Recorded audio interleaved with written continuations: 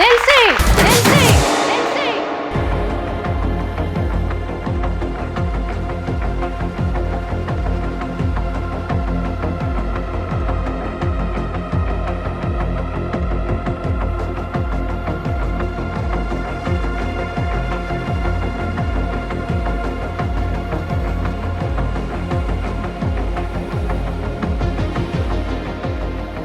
ಸುವಾಸಿನಿ ಅವರೇ, ನೀವು ಇವ್ರ ಬಗ್ಗೆ ಅರ್ಧಂಬರ್ಧ ತಿಳ್ಕೊಂಡಿದ್ದೀರಾ.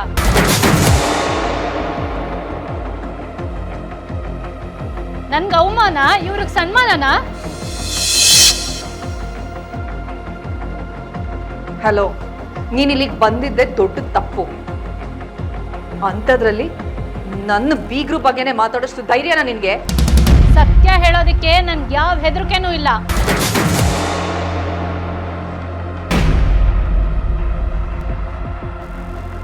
ಇವರು ನಿಮ್ ಬೀಗ್ರೆ ಆಗಿರ್ಬೋದು, ಆದ್ರೆ ಇವ್ರ ಕತೆನೂ ನಂತರನೇ. ಇವ್ರಿಗೂ ನನ್ನ ಹಾಗೆ 4 ಹೆಣ್ಮಕ್ಳಿದ್ದಾರೆ.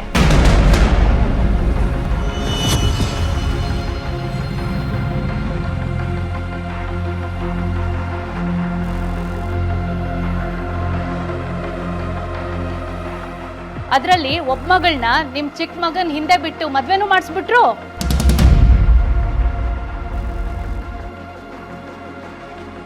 ಈಗ ಇವ್ರ 2ನೇ ಮಗಳು ನಿಮ್ ಮೊದಲನೇ ಮಗನ್ನ ಬುಟ್ಟಿಗೆ ಹಾಕೊಂಡಿದ್ದಾಳೆ.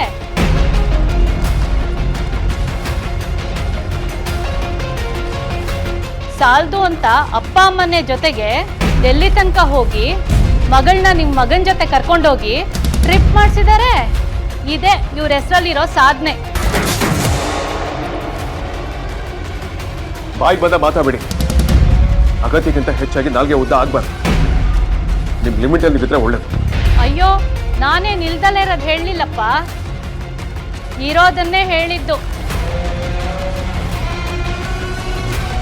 ನೀನು ಇವ್ರ ಫ್ಯಾಮಿಲಿ ಜೊತೆ ಆಗ್ರಾಗ್ ಹೋಗಿದ್ದು ನಿಜ ತಾನೆ?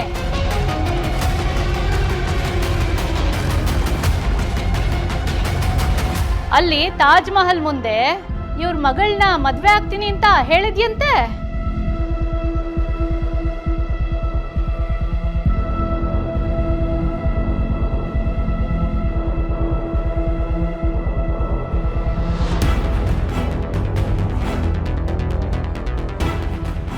ಇದನ್ನ ನಾನ್ ಮಾಡಿದ್ರೆ ತಪ್ಪು, ಅದನ್ನ ಇವ್ರು ಮಾಡಿದ್ರೆ ಸರಿನಾ ಸುಹಾಸಿನಿ ಅವರೇ?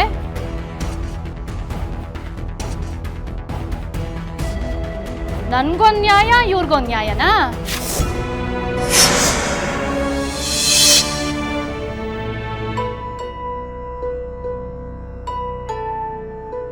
ನಾನ್ ಮಾಡಿದ್ದು ತಪ್ಪಾದ್ರೆ ಇವ್ರು ಮಾಡಿದ್ದು ತಪ್ಪೇ. ನಾನು ನನ್ನ ಮಕ್ಕಳನ್ನ ದುಡ್ಗೋಸ್ಕರ ಶ್ರೀಮಂತರಿಂದ ಓಡಾಡಕ್ ಬಿಟ್ಟೆ ಅಂದ್ರೆ ಇವ್ರು ಮಾಡ್ತಾ ಇರೋದು ಅದೇ ಅಲ್ವಾ?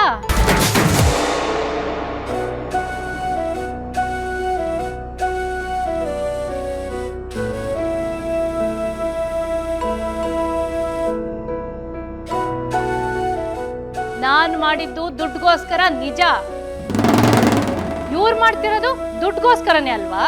ನೋಡಿಮ್ಮ, ನೀವು ಯಾರು ಅಂತ ನಮಗೆ ಗೊತ್ತಿಲ್ಲ. ಮಕ್ಕಳೇನು, ನಿಮ್ಮ ಜೀವನ, ನೀವೇನು ಮಾಡಿದ್ದೀರಿ ಅಂತ ನಮಗೆ ಗೊತ್ತಿಲ್ಲ. ನೀವು ನಮಗೆ ಸಂಬಂಧಿಕರು ಅಲ್ಲ. ಸಂಬಂಧ ಇಲ್ಲದೆ ಇರೋ ವಿಚಾರದಲ್ಲಿ ಮೂಗು ತೋರಿಸ್ಕೊಂಡು ಬಾಯಿ ಬಂದಾಗ ಮಾತಾಡಬೇಡಿ. ಕೋಪ ಬಂದವ್ರ ತರ ನಾಟಕ ಮಾಡ್ಬಿಟ್ರೆ ನಾನೇನ್ ಹೆದರ್ಕೊಳ್ಳಲ್ಲ.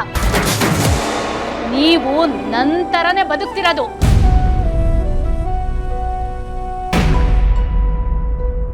ನನ್ಗೆಲ್ಲ ಗೊತ್ತಿದೆ. ನಿಮ್ಗೆ ರಿಟೈರ್ಡ್ ಆದ್ಮೇಲೆ ಹೆಣ್ಮಕ್ಳಿಗೆ ಮದ್ವೆ ಮಾಡಕ್ಕೆ ದುಡ್ಡೆಲ್ಲಿದೆ? ಅದಕ್ಕೆ ನೀವು ನಿಮ್ಮ ಹೆಂಡತಿ ಸೇರಿ ಸುಹಾಸಿನಿ ಅವ್ರ ಫ್ಯಾಮಿಲಿಗೆ ಜಿಗಣೆ ತರ ಅಂಟ್ಕೊಂಡಿದ್ದೀರಾ.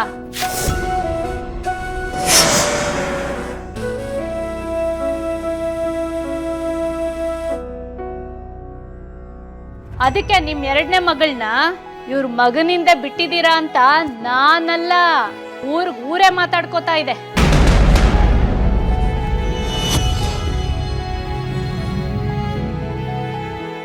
ನಿಮ್ ಪರಿಸ್ಥಿತಿ ಹಾಗಿದೆ, ಅದಕ್ಕೆ ಹೀಗೆಲ್ಲ ಮಾಡ್ತಾ ಇದ್ದೀರಾ.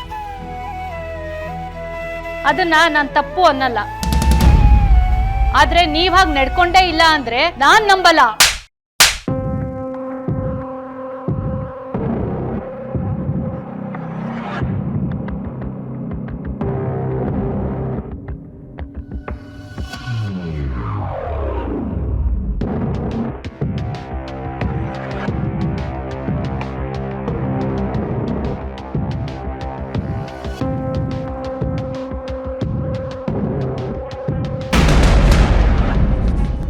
ಇಲ್ಲಿರೋರು ನಮ್ಮ ಅಪ್ಪ ಅಮ್ಮ. ನಮ್ಮ ಹತ್ರ ದುಡ್ಡೆಷ್ಟಿದೆ, ಅದೆಲ್ಲಿಂದ ಬರುತ್ತೆ, ನಾವು ಅದನ್ನ ಎಲ್ಲಿಗೆ ಉಪಯೋಗಿಸ್ತೀವಿ ಅನ್ನೋದು ನಮ್ಮ ಪರ್ಸನಲ್ ವಿಚಾರ.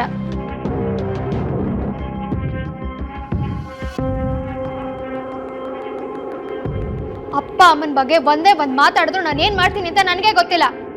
ಅದಕ್ಕೆ ಹೇಳೋದು, ಇರೋದಿದ್ದಂಗೆ ಹೇಳಿದ್ರೆ ಎದ್ ಬಂದ್ ಎದೆಗೊದ್ರು ಅಂತ. ಕಪ್ಪಾಳಕ್ಕೆ ಕೊಡ್ತಿದ್ದೀನಿ, ಮತ್ತೆ ನಾಲ್ಗೆ ಉದ್ದ ಆದ್ರೆ ಅದೇನೋ ಓದಿಯೋದು ಅಂದ್ರಲ್ಲ, ಅದನ್ನೇ ಮಾಡ್ಬೇಕಾಗತ್ತೆ.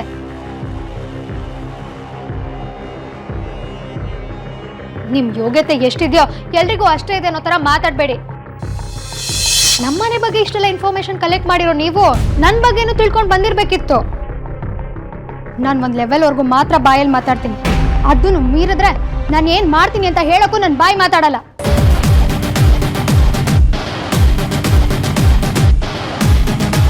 ದಯವಿಟ್ಟು ಕ್ಷಮಿಸಿವ. ಆ ಹಿಂಗ್ಸ್ ಯಾರು ಯಾಕೆ ಬಂದಿದ್ರು ಅಂತ ನನಗೇನು ಗೊತ್ತಿಲ್ಲ. ಅವ್ರ ಪರವಾಗಿ ನಾನು ಕ್ಷಮೆ ಕೇಳ್ತೀನಿ. ಪ್ಲೀಸ್ ಬೇಜಾರು ಮಾಡ್ಕೋಬೇಡಿ. ಹೋಗ್ಲಿ ಬಿಡಪ್ಪ, ಯಾರೋ ಏನೋ ಹೇಳಿದ್ರು ಅಂತ ಅದನ್ನ ತಲೆಗೆ ಹಾಕೊಂಡು ಚಿಂತೆ ಮಾಡ್ಕೊಂಡು ಕೂರೋಷ್ಟು ಪುರ್ಸೊತ್ತಿಲ್ಲ. ಒಂದು ನಿಮಿಷ.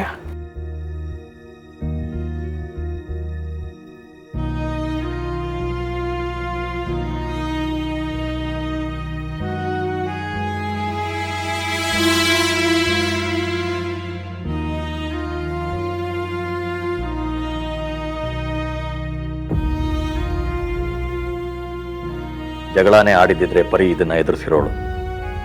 ಆದರೆ ಇವರು ಅದಕ್ಕಿಂತ ಕೆಟ್ಟದಾಗಿ ನಡ್ಕೊಂಡ್ಬಿಟ್ರು. ಪರಿ ಇದನ್ನ ಖಂಡಿತ ಸಹಿಸ್ಕೊಳ್ಳೋದಿಲ್ಲ.